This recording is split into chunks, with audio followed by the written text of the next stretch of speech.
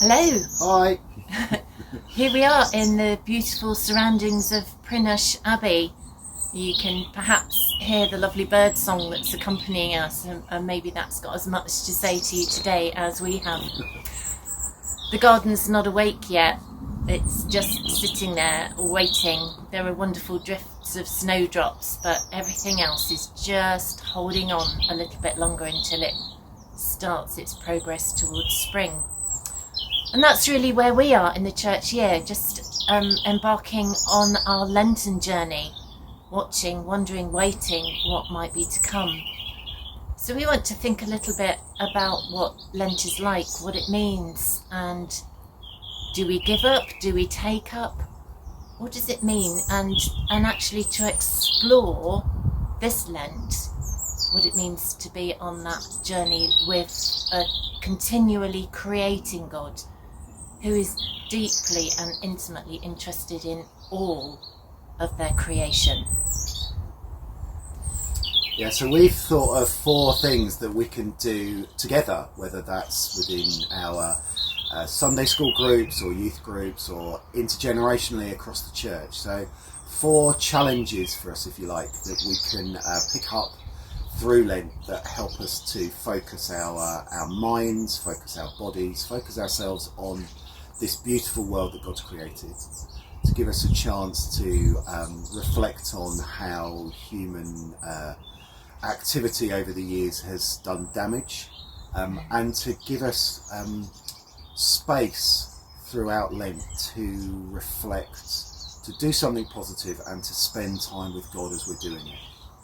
So one of the things that we're challenging ourselves to do is to give up meat and meat products for just one day every week through Lent. Now, some of us are already vegetarians or vegans, and for those that's not going to be a huge challenge. For other of us, that's going to be quite a hard thing to do, but we know and we recognise, the science tells us that the meat industry and production of those things is hugely damaging to our planet. So just by giving up for one day a week, we can completely dig into that part of the climate and what's going on with the climate.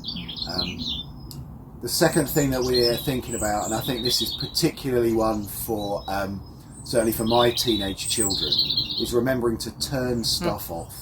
Whether it's lights in bedrooms, monitors that are on standby, mobile phones that have finished charging, whatever it might be, to remember to turn things off.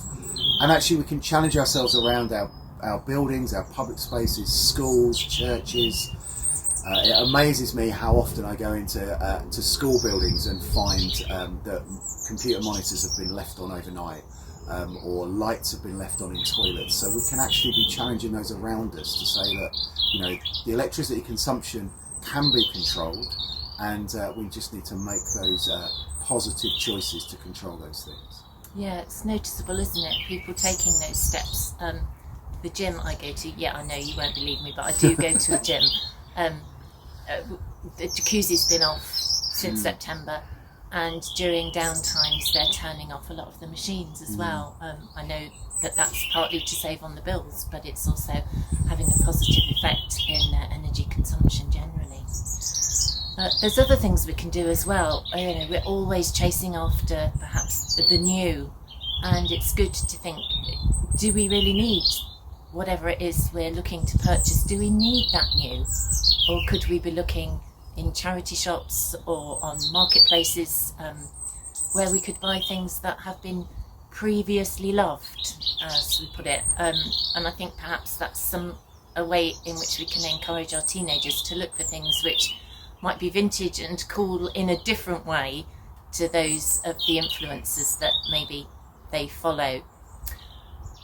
And as well as that, we want you to think about transport. Before lockdown, I was trying really hard to use public transport, and then it became awkward, and I got out of the habit. And I keep reminding myself that it's something that I really need to take up again. And none of these things are sticks to beat ourselves with, but kind of holy habits, if you like. And we know that when we do these things over a period of time, like Lent, then they do become habits. They become second nature to us. And maybe it's not catching public transport, maybe it's just dropping off at school a little bit further away, or trying really hard to make that school journey on foot or by bicycle once a week during the season of Lent. So, a few challenges for us, and as Joe says, these are not challenges to beat ourselves up with. None of this process of Lent is supposed to be something that makes us feel bad about what we're doing. These are all about trying to bring us closer to God, to God's creation, to give us that space and that time while we're doing these things to remember the God that was prepared to sacrifice everything for us. And as we head towards Easter, that's what Lent is all about. So within all of that time of doing these things, we want to encourage those that we're working with, our families, everybody that we're connected to spend time in prayer and in connecting with God. And we really hope that during this period of Lent that you can have a go at some of these things. You can encourage those around us to do some of these things, but most importantly, you can draw close to God as we head towards Easter. Slightly worried, Barry, that as a vegetarian it means I'm going to have to think about how much cheese I consume. We wish you a really holy Lent, everybody, and that at the end, it really you know that you've made steps on your journey with God.